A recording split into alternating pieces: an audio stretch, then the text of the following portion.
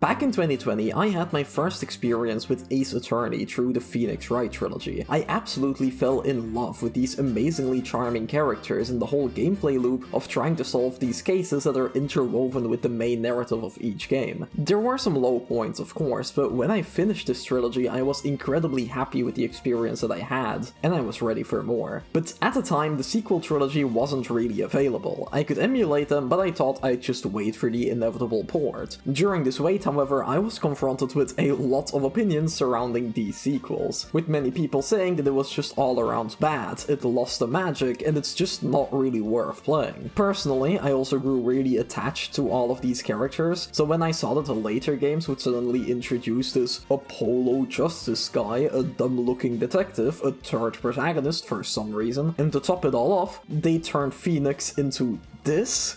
Those things kind of just gave me the feeling of, oh, maybe this is what everyone's talking about. But I still wanted to play these games nonetheless, you know, to form my own opinion and to not judge a book by its cover. And let me tell you, when the trilogy finally got remastered in early 2024, I was extremely happy to be proven wrong. Because despite my expectations, I would honestly rate this trilogy and its characters very similarly to how I would rate the originals. From what I've seen of the fanbase, this might be quite controversial, but then again, basically every opinion is controversial because, my god, Ace Attorney fans love arguing, which is kind of fitting, I guess. From before the trilogy announcement already until today, these games just get so much hate that they don't really deserve, in my opinion, with a lot of people straight up skipping Dual Destinies or Apollo Justice, even if they enjoyed the other games. Don't get me wrong, these games are not perfect, but since when was Ace Attorney perfect? Every mainline title always has a questionable chapter or some other issues, but each and every entry also reaches some incredible heights, and these games just have so much heart and things to love. In terms of spoilers, this video will have a few layers of spoiler warnings, by the way. We're starting off completely spoiler free, as I do just want to recommend these games, and the conclusion, for that reason, will also be spoiler free, but as we start to talk about each game in order, it does get kind of hard to not spoil certain events from past games, so I will just give a spoiler warning whenever I enter spoiler territory for specific titles, and you can also check the timestamps. But with that out of the way, if you enjoyed the video, a like or a comment is always appreciated, it really helps me out, but I hope you enjoy the video.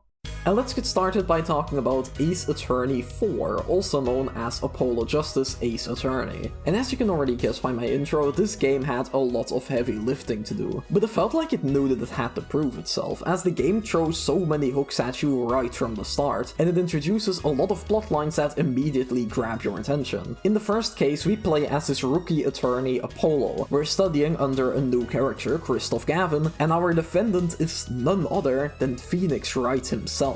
But he's very different from what we remember, because between Ace Attorney 3 and 4 there is a pretty big time jump of 7 years, and in that time Phoenix lost everything. He seemingly gave up on being a lawyer, but it's also very clear that there's a lot more going on here. And over the course of the game we get to know more about what happened to him, and we learn about this through the eyes of Apollo as he is setting out on his own journey. And I really like this setup. In this game Phoenix is very different. He's kind of just a cryptic asshole, especially when he becomes Apollo's mentor, but it's done in a way that he still feels like Phoenix. The shift in character is really well written, because while yes, he's been through a lot and he acts very differently, deep down he is still that same guy that we know, and you can feel that. This is also the first time that we're seeing Phoenix from someone else's perspective, so we're not getting his inner thoughts, which makes him very mysterious from the perspective of Apollo and of course the player. And I think that this feeling is really important. It's Phoenix, it's the guy that we spend so much time with, but you also feel really far removed from him. I was immediately hooked to the story because outside of the fact that the first case is just really strong, I was very interested in what happened to him. While this is the story of Apollo Justice and the start of his character journey, it's also the story about what happened to Phoenix. It's the fresh start for the series, but we're not just gonna throw away the previous trilogy, and his inclusion also isn't shoehorned in to unnecessarily connect this to the previous previous games or to sell this one. It's all vital to the character of Apollo, and it all ties directly into the main ideas that this game, or even this trilogy, will be exploring. That being the flaws in the legal system and how it's pretty outdated. Because as we saw in the original trilogy, evidence is everything, but evidence can also be faked, and it will be faked when the prosecution or even the attorneys care more about getting a verdict or their reputation rather than finding justice. And sometimes the right piece of evidence simply doesn't exist, in which case a verdict will either be wrong or it can't be reached. Exploring this is one of the main elements that tie this trilogy together, and this is also a genius idea to kick off a sequel trilogy in my opinion. It creates a lot of interesting situations and stories without turning this into a reskin of the original with some new characters. It feels like a new era, but most importantly, it feels like a logical continuation. And I really like how focused this game is on exploring that. Every chapter is either connected to the overarching character narratives, or it's building towards the flaw in the current system. They're all fun mysteries in their own right, with enjoyable witnesses and a lot of new characters for us to get to know, but it always feels like we're building towards something bigger. We find out more about what happened to Phoenix, how the prosecutor, Clavier Gavin, is trying to stick to his justice amidst all of this, or as we see Apollo grow more confident as he gets more experience, or as he continues to deal with Phoenix's antics. There's narrative tissue connecting everything, and I genuinely enjoyed every chapter in this game. My highlight being the final case, one of the best Ace Attorney cases in general even. That chapter absolutely blew me away. Even the weakest case in chapter 3 had a lot of really interesting story elements that were very much relevant to the plot, with nonsensical deductions being pushed by the prosecution upon innocent people, just because that's what all the evidence is pointing to right now, and I thought that that was really well done. My problem with that case lies more in the fact that some twists don't really feel earned and the pacing was a bit off, but every game has a chapter like that, and even then I found myself really enjoying that case because of the reason that I mentioned, but especially because of the characters. Because character is what lies at the heart of Ace Attorney, and outside of Phoenix and Apollo there is a whole new cast of characters to kick off this new trilogy, and I'm really glad with how different they all feel from the original cast. I genuinely adore Apollo as the new protagonist. Seeing the world through his eyes is a nice refresher, and compared to Phoenix, he is also a lot more serious and critical, often reacting sarcastically to all of the weird characters and events that we're used to from this series, which I find really funny. I don't know, I just like his reaction to stuff. And as a character, he also cares a lot more about the facts and the evidence as a result, which again plays into the theming of this trilogy perfectly. He has a lot to learn still, and he undergoes a lot of stress and anxiety, partly because he's kind of working under Phoenix, who isn't really the best mentor, but also because he's being compared to Phoenix as he fights to earn his own spotlight, which doesn't only work well within the story of the game itself, but also as a meta-narrative, as he is of course trying to prove himself to the Ace Attorney fans. And he certainly proved himself to me. He's just a young rookie attorney, and in his first few cases he's immediately exposed to how messed up the justice system can be at times, which sets him out on a journey to discover his own justice. Things do get kind of messy in the later games, we will get to that, but I still loved seeing his arc. He's just an extremely entertaining and interesting character to play as, and I loved his interactions with the rest of the cast. Because with a new attorney also comes a new assistant, and keeping the tradition of having a cute bubbly girl fill that role, in Ace Attorney 4 we get introduced to Trilogy Wright, the daughter of Phoenix Wright. And let me tell you, Trilogy is genuinely incredible.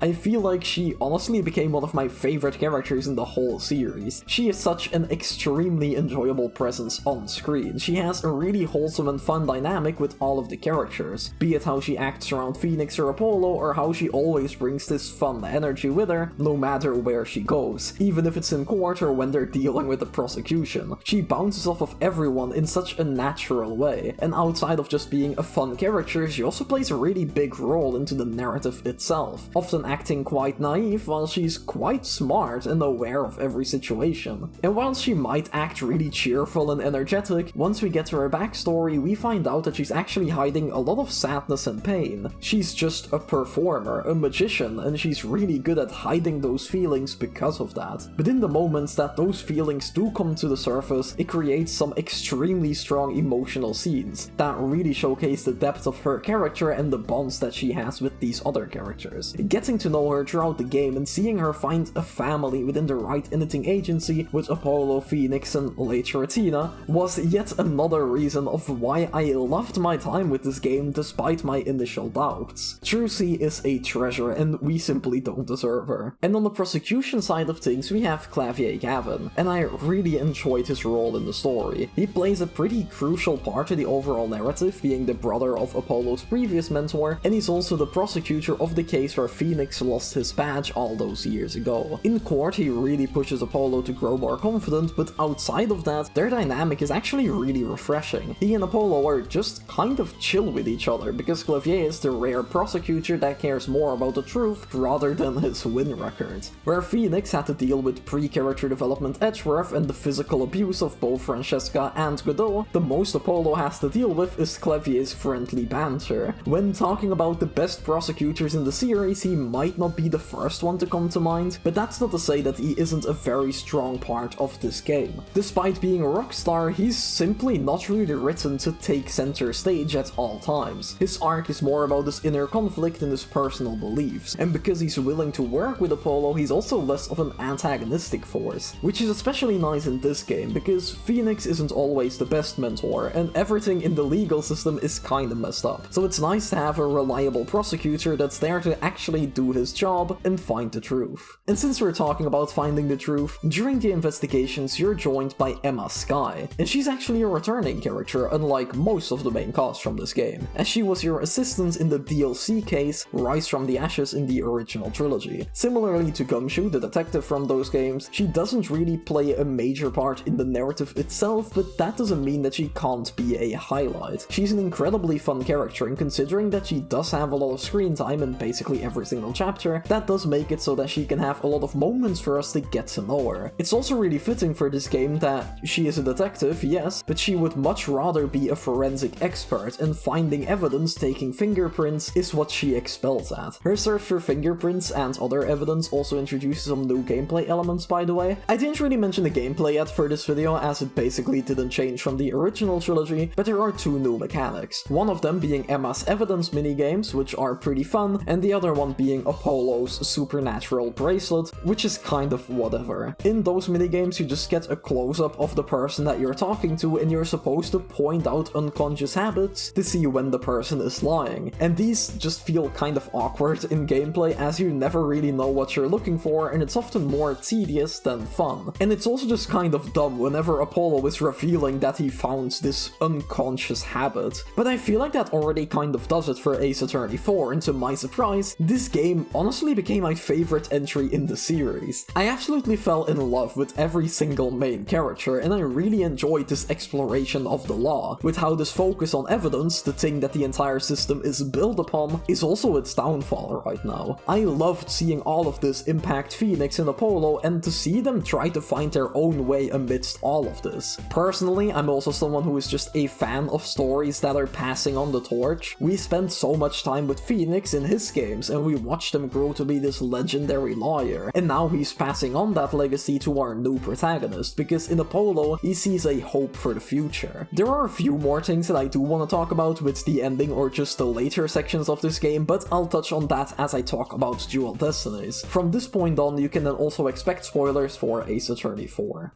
Ace Attorney 5, also known as Phoenix Wright Ace Attorney Dual Destinies. And yes, this game does have a very long title, but you might have noticed that we're in the Apollo Justice trilogy, and the previous game was called Apollo Justice Ace Attorney. But you heard that right, this game is called Phoenix Wright Ace Attorney. And trust me, we will talk about that, but this game is a bit of a weird one, so let me preface this by saying that I really like this game. I have my problems with it, which I will talk about, but I'm saying this before I get into the details. Dual Destinies is a very good game. I think that it's a very consistent game, and I really enjoyed basically every single chapter, and just like Ace Attorney 4, this game has a few cases that I would call some of the best in the entire series. It introduces a new protagonist, Athena Sykes, and she's a character that I adore. We also get introduced to Blackwell, the new prosecutor, dare I say it, top 3, maybe even top 2 prosecutors in the mainline titles. But despite all of that, and despite the fact that I do really love this game, it is still a bit of a weird one, because it's the 5th game in the overall series, and it's also the 2nd game in the Apollo trilogy. But it kind of doesn't want to be. I say kind of because in a lot of ways it does continue the character arcs and plot threads, but there are some pretty major plot points from previous titles that Dual Destinies just kind of ignores. The 4th game introduces the Dark Age of the Law, but it also starts to introduce a solution to this. The final case of that game is directly tied to the case from 7 years ago where Phoenix lost his badge. So we're basically solving 2 cases at once. And to do that, we get introduced to the jury and the Mason system. This is a system that Phoenix helped design in order to combat the Dark Age of the Law. But he also had a more personal reason: to get revenge on Christoph Gavin, who is kind of the personification of everything that's gone wrong with the justice system. He is extremely petty and would do anything just for some fame and recognition. This is kind of a long backstory, but TLDR, Christoph forged some evidence. He set up a situation in which Phoenix would present that evidence in court. Phoenix would then get exposed for using fake evidence and he would lose his badge. There's a lot more to it, but I don't really want to recap the entire plot of Ace Attorney 4 right now. We would be here for a very long time. But bringing this truth to light and exposing the fact that Christoph was actually behind everything turns out to be Phoenix's end goal in Ace Attorney 4. Even Apollo is just a part of his grand plan. He sees a hope for the future in them, but first we need Gavin behind bars. The problem is that the current law system is simply too corrupt to expose him, so he sets this entire plan in motion, which would culminate in the finale of that game. Ever since losing his badge 7 years ago, Phoenix has been investigating the situation all on his own. He gathers evidence, creates recordings, etc., and he showcases the fruits of his labor through something called the Mason system, which he managed to develop with the help of some higher-ups. We all know that he has his connections after all, but he's not simply showing this investigation to the judge, as we also get introduced to the jury. This is a group of people that will learn about the situation through the Mason system, not only getting to see hard evidence, but most importantly, thanks to his recordings, they also get to see the context surrounding the situation. And based on all of this, the jury can then come to a verdict. These verdicts will then be shown to the judge, and now it's not just the judge alone deciding based purely on evidence, but this new system could be a way for us to come to a more informed and more nuanced conclusion. Ace Attorney 4 made it very clear that the final case was only using this system as a test. I didn't think that it would return in this exact form for later titles, but knowing that the Great Ace Attorney uses a jury system, I thought that this concept was building towards that. I know that the Great Ace Attorney is a prequel series that takes place way in the past, but I mean from like a gameplay system, it would make sense if this Mason or jury system was building towards that, but Dual Destinies never mentions any of this. Of course, canonically, all of this did happen. They found the truth, Phoenix is allowed to retake the bar exam and he gets his badge back, Gavin is either in prison or he got the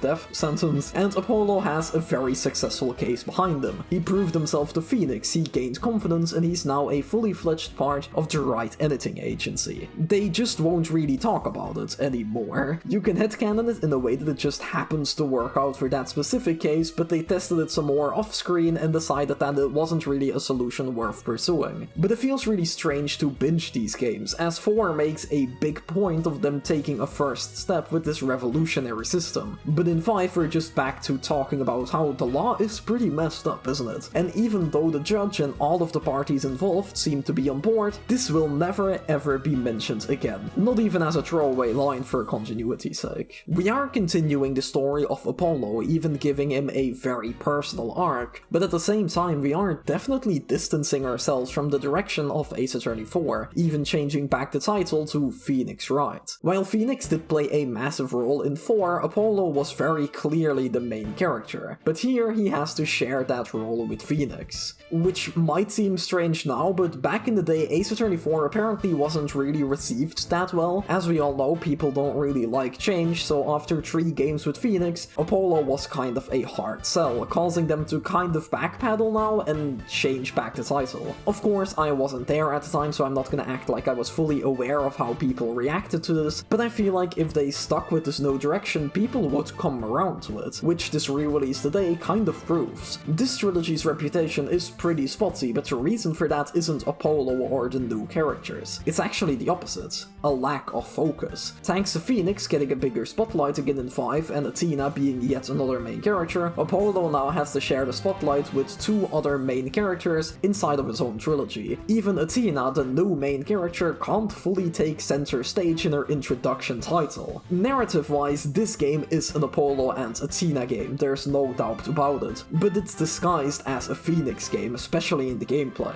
I don't mind Phoenix making a comeback or him being playable, calling him the comeback king is pretty raw even, but he already has a whole trilogy, and I think that it's kind of dumb to make him the main playable character again, even if the narrative does not require him to be. But you know, making him the main playable character for over half of the cases probably means that they can use him in the title and put him in the center of the cover art. In an ideal world, this should have been another Apollo game, with Phoenix being a supporting character. They could literally cover the exact same story, but that one simple change would make the game so much more focused, as both Athena and Apollo would really benefit from being playable more often. I guess I went on a little bit of a rant here, but immediately bringing back Phoenix as a main character right after introducing Apollo is definitely a major point to bring up when discussing Dual Destinies, even if it's more talking about what could have been rather than talking about the game that we got. It's also a bit more of a criticism of the direction of this trilogy as a whole, but I felt like this context was needed for this game. But thankfully, despite those weird decisions, the rest of the game does make up for it in other aspects, because thematically it is actually a great follow-up, further exploring the dark age of the law, even taking it a step further, as here we have a prosecutor who is literally a criminal. Blackwell is the last person who should be allowed to prosecute, but that's exactly why this system needs to change. A lot of cases in this game also focus on the mentality of the ends justifying the means, which is a logical evolution of Ace Attorney 4. And despite having to deal with 2 other protagonists, Apollo's arc in this game is still really strong, and it makes sense to continue in this direction from where we left him off in the last game. There, he starts as a rookie attorney, but in the end he earns his place. He doesn't stand in the shadow of Phoenix anymore, but he confidently stands next to him, even if their relationship still isn't ideal. This game then continues that by giving him the leading role of many cases, with Athena serving more as an assistant or a trainee. As we know, Apollo is a lot more critical and a lot more serious, so Dual Destinies adds a more personal layer through his arc, thanks to the character of Clay Terran. He's an old friend of Apollo, and while it was Apollo's dream to become a lawyer, it was Clay's dream to become an astronaut, with both of them hyping each other up and motivating each other. This is also where Apollo learned to scream,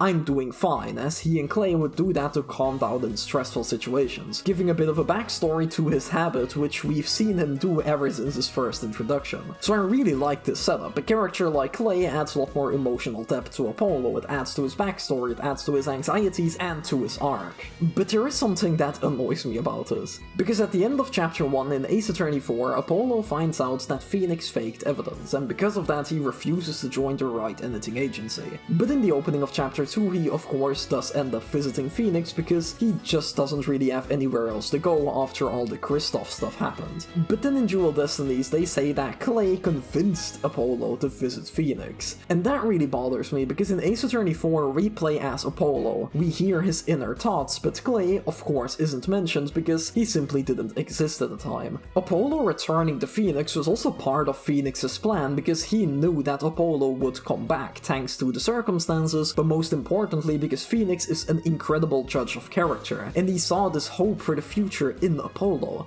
That's why Apollo came back to the Wright Editing Agency, because Apollo is Apollo, and because he is that hope for the future. So to now retroactively write Clay into the story as an active driving force during the previous game, and to act like he was actually the reason that Apollo came back, just really rubs me the wrong way. To be fair, it is only one single line of dialogue that states this, but it doesn't really have to be there because it does more harm than good. It might be dumb that I'm making this entire segment out of just one line of dialogue, but it really bothered me when reading it, and I went on this big rant to my girlfriend about how much I hated this, because it's honestly just really incompetent writing if they actually went down this route. But I calmed down. After reading that line, I continued playing, and then I noticed that it is literally just that one line. The game really just talks about their childhood friendship for literally every other scene. So it's fine, I can ignore that one line of dialogue. I mean, I can't ignore it, otherwise I wouldn't have mentioned it, but I can live with it, I think. It's a criticism. No game is perfect.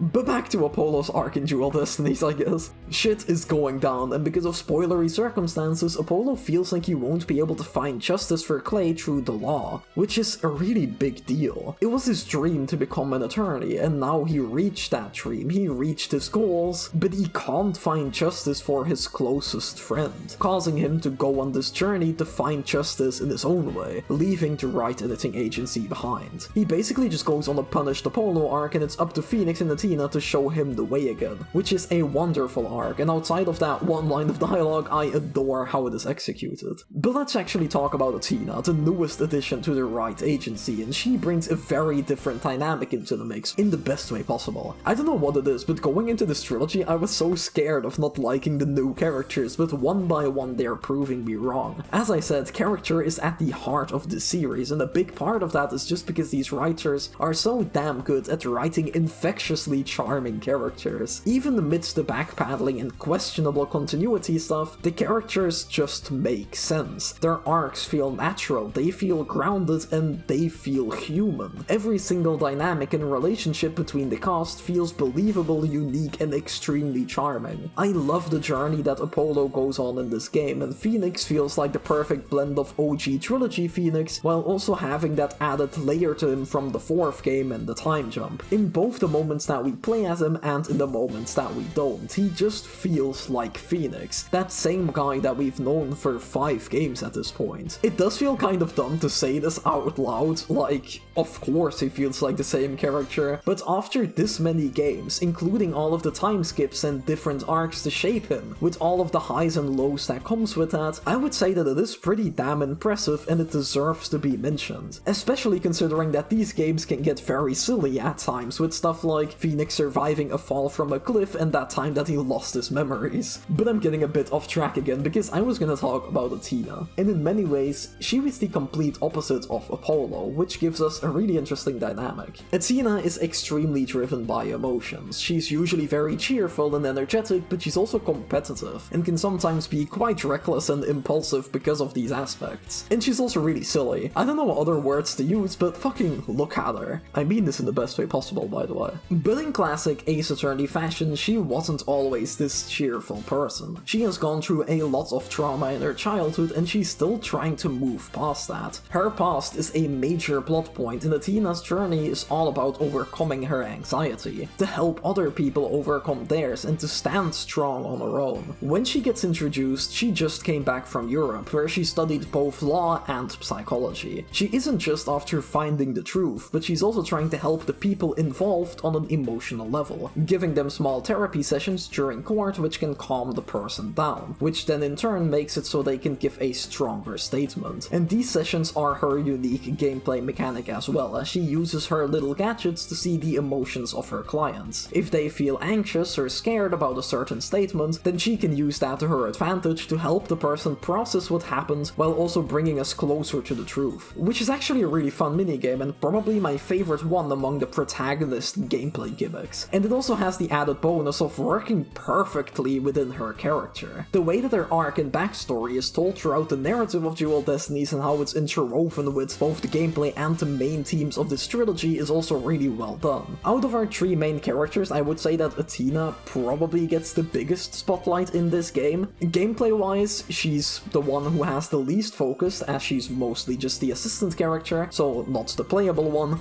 but narrative wise, this is the closest thing we have to an Athena game, which is also in part thanks to the new prosecutor Blackwell, as he plays a major role in her story. His involvement is kept pretty secretive though, so I won't really go into his connection to Athena. I just wanted to say that seeing all of these connections fall into place over the course of the game was extremely satisfying. It took me a while to get used to him as a prosecutor though, I don't know, in the early chapters I just didn't really vibe with him, but as the game went on and as we saw more about him, learned more about his this character, he did really grow on me. He has a really interesting plotline, and he also feels really unique as a prosecutor thanks to his mental manipulation of the judge. But while he is a lot more ruthless than the prosecutor in Ace Attorney 4, similarly to Clavier, he also doesn't mind working together with us to corner a suspect when it comes down to it. The ruthless part is a very important distinction though, because he is still a prisoner. He will break out of his chains during court, and he will send his bird to attack you whenever he feels like it. But thankfully, that's where the detective of Dual Destinies steps in, to keep him in check. Introducing the absolute Chad, in Justice We Trust, Bobby Fulbright. This character looks really dumb,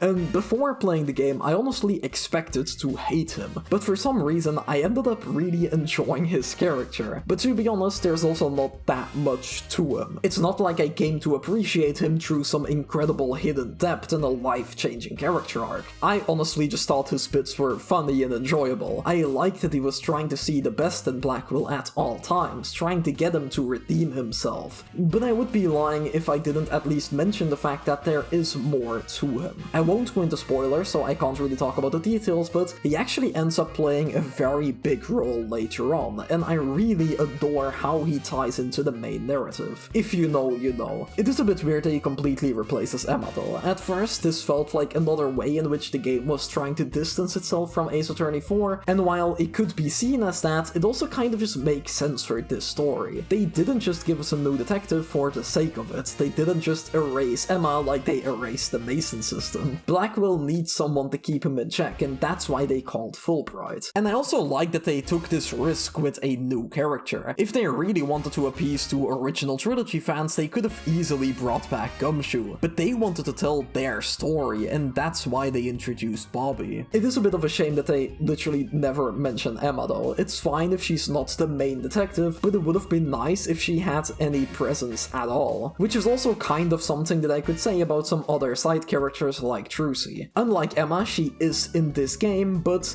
Dual Destinies is juggling a lot of things, and because of that, Trucy just kind of fell to the wayside, and you all know how much I like Trucy, so that did really annoy me. They genuinely do her dirty in some moments of this game. But I feel like a lot of issues in this title all come down to the same thing. This game feels like, or it is, an Athena and Apollo game, which is disguised as a Phoenix game. We have 3 main characters while we only needed 2 at most, and all of this just dilutes the focus, and it gives us less time with the side characters and the other characters that could benefit from it. I like Phoenix in this game, don't get me wrong, but he could have easily been a supporting character and the game would have probably been better for it. But I digress. This storyline of Apollo, Athena, Blackwell, and even Bobby is what the game is focused on, and I still can't be too harsh on it, because despite all of these things that I mentioned of the continuity in the 3 main character problem, this game still continues all of their arcs in meaningful ways. And while it does have a strange place in this trilogy,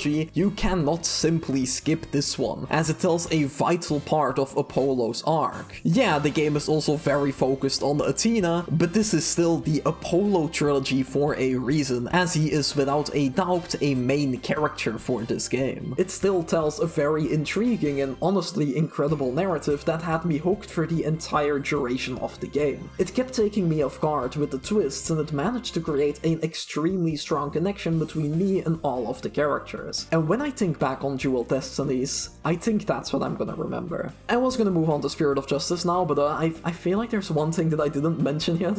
So this game is in 3D, in case you didn't notice it yet, and this does bring some small gameplay changes with it that I feel like I should mention, as the gameplay didn't really change before this between Ace Attorney 1 and 4, so from a gameplay standpoint, this is the first real evolution that this franchise has seen. Most of it is still the same though, but it did bring some nice quality of life additions, with one of them being an objective list. So if you're ever lost, you don't have to resort to presenting every single piece of evidence to every single person in every single location. But a bigger change is the fact that you can now see the crime scene from different angles. This isn't really as groundbreaking as the game makes it out to be, but it is still nice to have an extra layer to the investigation. They did decrease the amount of things that you can inspect and interact with though, which is a shame, but in 6 they step it up again in that department, so though, it's kinda whatever in my opinion. All this does is remove some flavor text basically, and I didn't really mind it. But online, literally everyone is shitting on this, so I wanted to throw my opinion into the mix on this, which is that I do not really care. But I think that's about it. I like the 3D stuff though. I'm honestly surprised with how well it all works. For some characters it looks a bit strange at times, but I was always really worried that a lot of the charm would be lost in the transition to 3D, but it's far from that. The characters are still very expressive, there are still a lot of unique character designs and mannerisms, so I don't know, I feel like they did a really good job at transitioning to 3D. And Ace Attorney 6 only improves on the character design, so that's even better. I don't have that much to say here, and I think that wraps it up for this game. In general, it is a bit of a mess, and I might have been quite negative on this game when talking about it, but in my opinion, all of the good elements easily outweigh the bad. It was damn entertaining, and it told a great narrative, so in the end, I did have a great time with Dual Destinies. Spoiler-wise, I also don't have that much to add. I feel like I got most of my thoughts across here, but I will give a light spoiler warning moving forward, because Ace Attorney 6 is of course a sequel, so there might be some light contextual spoilers for Dual Destinies if you decide to continue watching. And so we have reached Ace Attorney 6, also known as Phoenix Wright Ace Attorney Spirit of Justice. And this game plays a very important role for the series. It's a lot more than just Ace Attorney 6 or the sequel to Dual Destinies. It's the final game in the Apollo trilogy, and while it is true that these 3 games only got that name with the remastered re-release, Spirit of Justice finds a satisfying conclusion to the arc that spans these 3 games. But it's also even more than that, as Ace Attorney 6 closely relates to the original trilogy through the character of Maya Fey. She was of course Phoenix's assistant in the original 3 games, and at the end of that trilogy she decided to go to Khura'in to continue her training as a spirit medium. And in this game she makes her complete return to the series, because of which the game is also split into 2 main settings. In every single previous game we would always be either in Japan or California. It's a bit confusing thanks to the localization, but the fans have dubbed the setting of the series Japanifornia, so I'm just gonna go with that. But Spirit of Justice changes this up. Some chapters take place in Khura'in. Here we play as Phoenix, who is visiting Maya as her training is coming to an end. And the other chapters take place in Japanifornia, where we play as Apollo with Athena and Trucy. But while the game has 2 settings, it does have one single overarching narrative where we switch perspectives and switch playable characters until they obviously meet up for one grand finale. And this dual setting is one of the best things about this game. It really allows for a lot of interesting scenarios, each character can get their time to shine, and it also allows us to continue the thematic through line of the dark age of the law without making it feel like we're just doing the same thing over and over again. Because as we find out in chapter 1, the court system in Khura'in is pretty messed up. They make use of the divination seance, a ritual in which they reveal what a victim saw and felt in the moments before their death. And in addition to that, thanks to some spoilery events that took place many years ago, they also implemented a law in which an attorney would be given the same punishment as their defendant if they're found guilty, which is usually the death penalty. So with evidence that strong and with a law like this, there are basically no attorneys left here. There's even a rebel force that came into existence to push back against this, as the judge just blindly relies on the ritual and innocent people are being punished because of it. Khura'in serves as a representation of what could have happened to Japanifornia if the Dark Age continued. This country also has a really deep history within this game, and the world building is really well done. And it's also explored pretty naturally, as we're of course witnessing this as Phoenix Wright, an outsider to this entire situation. He's here to visit Maya, to be a tourist, and kind of just stumbles into the situation as he tends to do. But that obviously makes him a central character in the narrative, and that's what I really like about this game. Unlike Dual Destinies, this game is actually what the title says it is. It is a Phoenix Wright Ace Attorney game. But that also doesn't mean that Apollo doesn't get a spotlight. Where Dual Destinies was very much an Apollo and Athena game, Spirit of Justice is a Apollo and Phoenix game. And the gameplay also reflects this, because while Phoenix is in Khura'in, Apollo is tasked to stay home at the Wright Editing Agency, where he's now holding down the fort completely on his own, taking his own jobs, and he's basically just being the main attorney for a bit, all the while still training Athena. So as you can already tell, this game already fixes a major issue from Dual Destinies, an issue that had me very concerned for the future of the franchise even. The fact that Phoenix Phoenix was being forced to be a main character and him taking up a majority of the gameplay time without being relevant to the plot. But you cannot tell the story of Spirit of Justice without Phoenix. But what's also really important, especially for this trilogy, is that you also can't tell this story without Apollo, which brings us to the next issue that this game fixes: the lack of screen time for side characters. And guess what? Now that our characters are split up over multiple locations, that actually gives us a little more breathing room. Apollo spends a lot more time with Trucy. She even gets a whole dedicated chapter, and as a Trucy fan, that made me extremely happy, especially because that chapter also wasn't shoehorned in. It continued her storyline from Ace Attorney 4 and gave her a really strong character arc. We even get to see the return of Emma Skye, who is now a fully fledged forensic expert. We even get more of Blackwell, which is something that I really didn't expect, to be honest, but I loved his role in this game, and I hope to see more of him in future titles. He basically serves as the supporting character or assistant to Athena in this game, but I want to talk about Athena a bit more later on in the video, so I'll get back to this. But since the usual side cast is in Japanifornia, of course we also get a whole new cast of characters on the Korean side of things. If you think about it, we're actually dealing with a lot of characters and plot lines here. There's Phoenix, Apollo, Maya, Emma, the prosecutor Naota, the rebel forces, we have the Trucy chapter, we have the Athena chapter with Blackwell. This game has a lot of moving pieces, but it actually handles all of that quite well. One of the major new players here being Raifa. She is the royal princess from Korean, and she's also the one who performs the divination seances, the ritual that this entire court system has basically come to rely on. She conjures up a vision of what the victims saw in their final moments, but also what they felt, smelled, heard, etc., and then she interprets that vision in a series of statements, which Phoenix can then break down in gameplay, because this is also a gameplay element, but that's a quick side note. Because on top of her performing this ritual, she's also literally the princess, which has quickly made her one of the most important people in this country. Her visions decide everything. She can do no wrong in the eyes of her people. So personality-wise, this made her pretty arrogant and impatient, especially when Phoenix walks in and starts poking holes in this ritual. Because while the vision itself might be flawless, her interpretation of it can be lacking sometimes. But she can't stand the thought of someone proving her wrong. There must be something more going on here. Every lawyer is corrupt after all. So she starts joining Phoenix on his investigations to keep an eye on him. And because she keeps spying on Phoenix, so to say, she also gets a lot of screen time, and that allows her to go on a pretty incredible character arc. She starts to notice firsthand how flawed her country is, how flawed this system is, and what the consequences really are of her ritual being really the sole thing that they have come to rely on. She is this sheltered and arrogant child that's forced to open her eyes to the real world, and seeing this arc unfold over the runtime of the game made her one of my favorite characters in the series by the time of its conclusion. Another major character would be Dirk. He's the leader of the rebel forces in Korean, but since they only really come into the forefront of the narrative near the later half of the game, I can't really talk about them that much, but I will say that this character pleasantly surprised me. He's connected to Apollo's past, and he serves as a reason for him to be involved in this Korean side of the narrative. When I noticed that they were once again expanding on Apollo's backstory, I'm not gonna lie, I was a bit scared and skeptical at first. That one line of dialogue really scarred me, I guess. But his character turned out to be really enjoyable and a great inclusion to this franchise. And while we're talking about the side characters, I can't not mention Maya. She is finally back, and it was a joy to see her again, but I was surprised with how little she changed. In universe, it had been over 10 years since her last appearance, and I feel like for the most part, you wouldn't really be able to tell by the way that she acts. I feel like they played it a little too safe. Design-wise as well, she has a lot of really cool concept art designs that take some more liberties, but we ended up with this very good but also very safe design. Don't get me wrong, I really enjoyed Maya in this game, and of course she wasn't gonna be a completely different person. But the thing is that there are those moments where the game does go beyond that. It's often subtle, but the way that she carries herself in some scenes really show her growth, while still being inherently Maya. I just wish those moments happened a tiny bit more often, especially because those moments are some of my highlights in this game.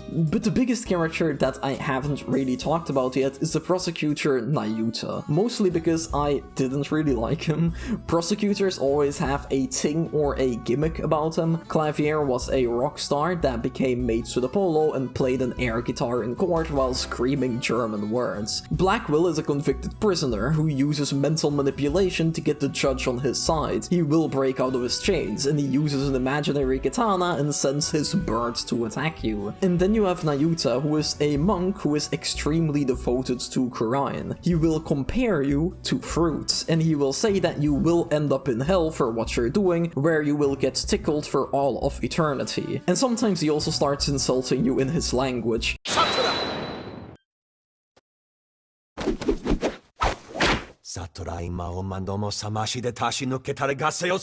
Which is kinda funny, to be fair. He has his moments, don't get me wrong, but I found that all of his gimmicks got old really fast. Also because he will drag out a lot of cases just because he can't stand you winning a case, even if all evidence is completely on our side. I have some more thoughts on him that I can't really get across in a spoiler-free way, especially because in the end they do make him a more interesting character again, so I'll get back to this later. But part of my dislike, so to say, is definitely just a personal preference. I can see why some people would really like this character, but I personally just didn't really vibe with him as a prosecutor, and since he has so much screen time, that did damage my enjoyment of the game a tiny bit. It's also kind of strange how much screen time he has, to be honest, considering that we are in two different countries, which have a pretty even split in terms of gameplay. But that's because for some reason, Nayuta will be prosecuting in both countries. He literally just takes a plane to fly across the planet between every chapter, which is really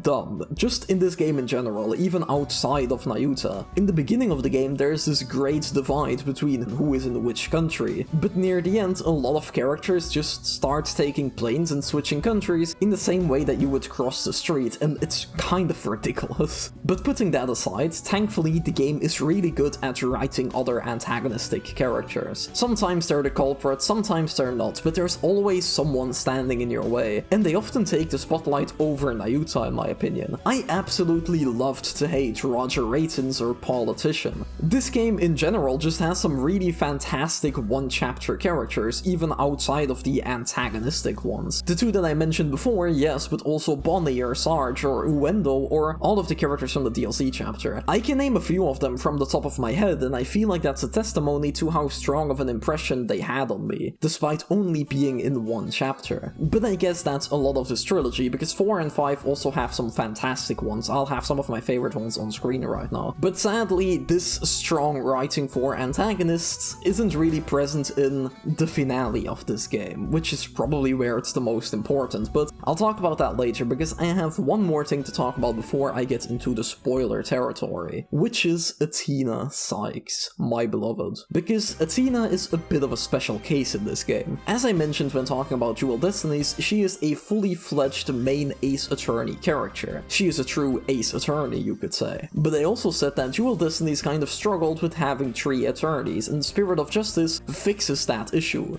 But this didn't just magically happen. To give this game the focus that it needed, something or someone had to take a back seat. And sadly, that was Athena. But you can see that the game also kind of struggles with dedicating itself to this decision. She is still a main character in the series after all, so she did get to take the main spotlight for the entirety of Chapter 4, which I guess was an attempt at the developers to make up for the lack of her plot relevance. But because of this, and also because that chapter is pretty short, Chapter 4 doesn't really feel like a main chapter. It feels like a mandatory side quest that takes place right before the finale. A very good and entertaining side quest, but still. I feel like this chapter would have worked a lot better as a DLC, especially because the current Chapter 5, the finale, is extremely long. I would not be surprised if Chapter 5 was originally split up into Chapter 4 and 5, and then later they merged those two together into a single one, which then made room for Athena's Chapter 4.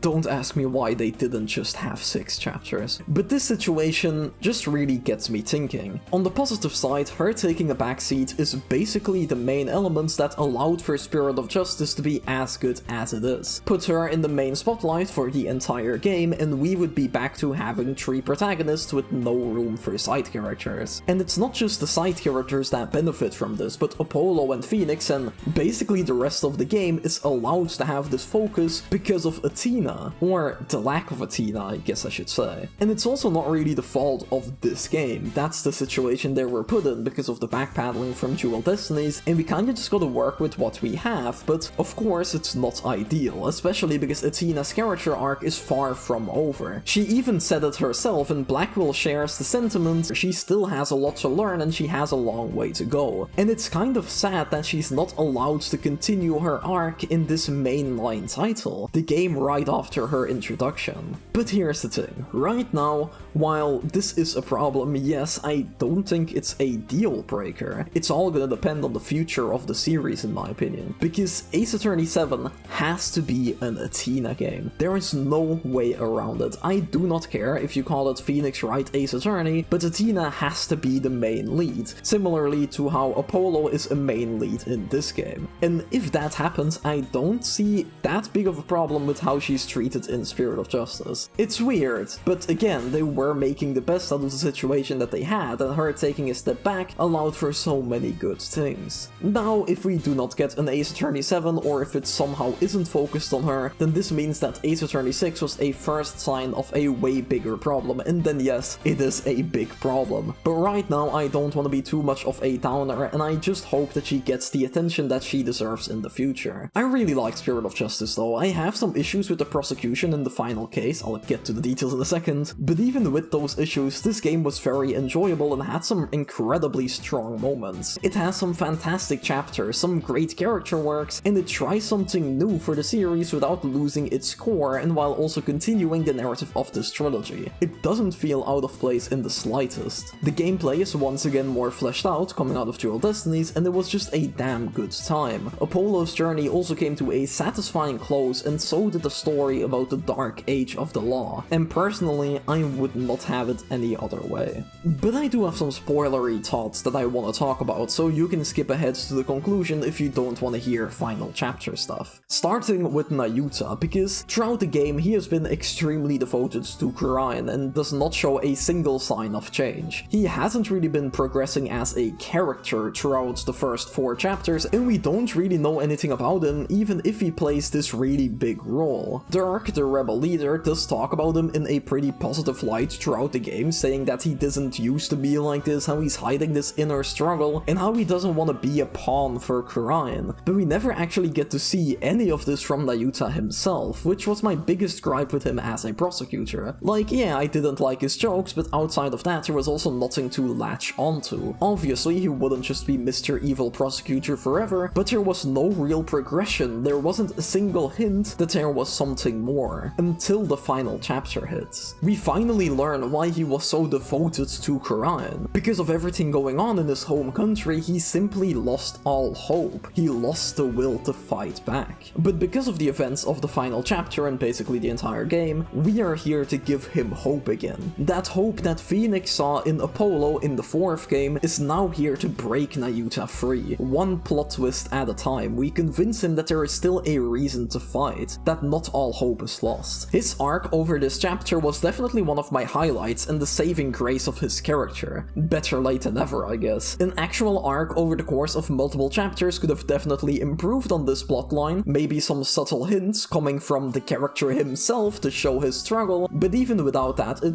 worked surprisingly well. He was just bottling everything up until he reached that breaking point. He didn't become my favorite prosecutor or anything, but I can see what they were trying to do with that. It's just a bit of a flawed execution for me. Especially because while his arc does happen during chapter 5, he himself is also kind of pushed aside by the real antagonist who gets revealed, who I really didn't like, and not even in a love-to-hate kind of way. It turns out that the Queen was the real plague behind this country, and I just found her to be genuinely annoying. Like, the narrative of how she took over this country from her sister, the true Queen, was interesting. I would go into more details, but this case is really long. It's the longest case in the entire series, and I'm not gonna sit here and recap all of it. And while that whole plotline did create some interesting scenarios, sadly, with every positive thing she creates, she also creates so many negative. positives. This chapter isn't great because of the main villain, it's great despite the main villain. It's such a shame because what she brings to this plot is really good, but the way that it's executed and the way that it's done, especially in the gameplay,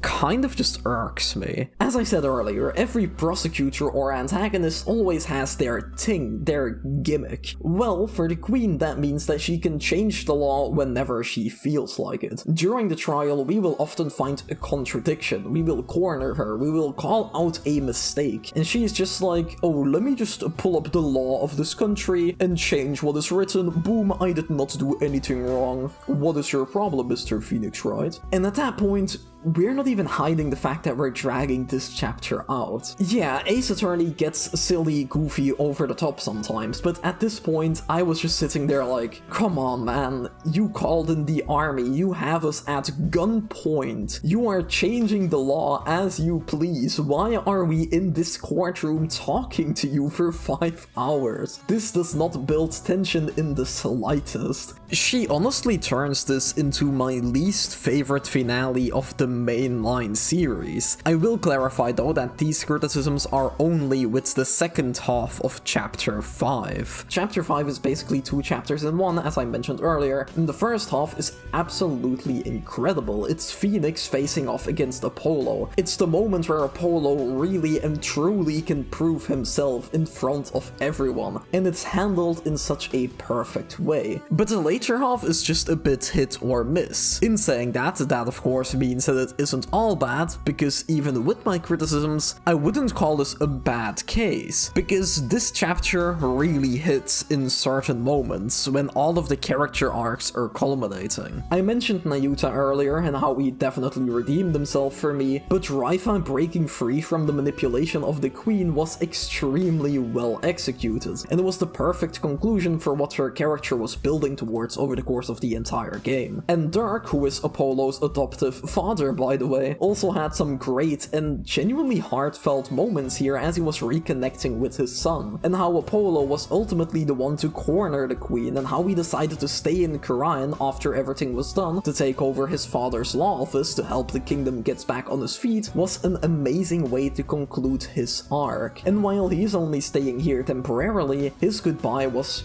very emotional, and it also creates the perfect opportunity for him to take a step back in the next game and to let Athena shine. So I do have a lot of good things to say about Nayuta, this chapter or this conclusion, but it is a bit of a shame that it is very much a give and take kind of thing. Final chapters in Ace Attorney games are always something special. They present this one seemingly unsolvable mystery, and somehow that will tie together all of the loose ends from the previous chapters and also giving us a satisfying conclusion to all of the character arcs, while also delivering a final face-off against the prosecution. Those chapters always have a lot going on, but they're always standout moments in the entire series, and this one, while still being pretty solid, was just kind of mixed, reaching extremely high highs but also some lower points where I was just getting annoyed, which I didn't really expect. And considering how much I was enjoying this title up to this point, I was so excited to reach the finale, and then I was ultimately kind of let down. It's really hard, and I feel like I'm starting to sound a bit rambly because I don't want to sound too negative, as there genuinely are so many fantastic elements here. They made me care about Nayuta, and they gave all of these fantastic characters the perfect conclusion, which is such an incredible feat, but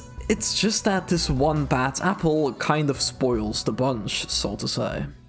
The Apollo Justice Trilogy tries something new for the Ace Attorney series. It's a pretty big risk to completely change up your main cast after 3 games, but I really respect that they were willing to take that risk. I don't think Ace Attorney would still be here today if we didn't embrace that change. It would have definitely gotten stale at some point. Was it a flawless transition into a new era? No, of course not. They stumbled a few times and made some mistakes here and there, but they always got up again, and they did not give up. up. They stuck to their guns by keeping Apollo in the spotlight throughout every game, adding more layers to him and continuing his story. They also kept trying new things by introducing Athena or having different settings. But they also listened to criticisms and they listened to their fans, fleshing out the gameplay again after their initial transition to 3D, bringing back a extremely strong connection to the previous trilogy by bringing back fan favorites like Pearl, Maya or Edgeworth. But they're still introducing new characters like Trucy and Blackwell that became fan favorites and became iconic in their own right. This trilogy carved out its own identity, all the while staying true to what Ace Attorney is. And I for one really loved my time with these games, just as much as I loved my time with the originals, if not more at points. Will everyone feel this way? No, probably not. Maybe partly a little bit because of nostalgia, or maybe because they genuinely just don't vibe with this new cast or this new direction. But that doesn't make this trilogy objectively worse by any means. I love the direction that these games went, I love this cast, and I love the story that they told within this trilogy. And it's such a shame that it's often so disregarded by the fanbase. Change is controversial, it's always been like that and it always will be. But I implore you to check out these games if you haven't, because while they do get some praise online, there are still way too many people that just write it off because it's different or because they personally didn't like them. In the end, we're all here because we love Ace Attorney, so I don't really get why it's accepted to shit on half of the mainline titles. I don't know, maybe I'm getting a bit overly defensive here, but in so many discussions I often see that these games still get overlooked and they just don't get enough love. But I adore these games. I played through them over the course of 2024, taking my time with it, playing the game on and off again every now and then, just putting in some time and reading some more. And I absolutely fell in love with everything about it on an even deeper level than I did before. I don't know what it was, because these games have flaws, and in the end I would rate them about the same as the original trilogy. But there was just something about my experience with this trilogy that made me appreciate this entire franchise so much more, and it really just cemented itself in my heart, and I know that many others feel the same way that I do. So I just wanted to make this video to share some of that positive energy and to maybe even convince one person to check these games out, regardless of their reputation online. Maybe I succeeded in that, maybe I didn't, but regardless, it was just a fun time to just ramble on about my love for these games, as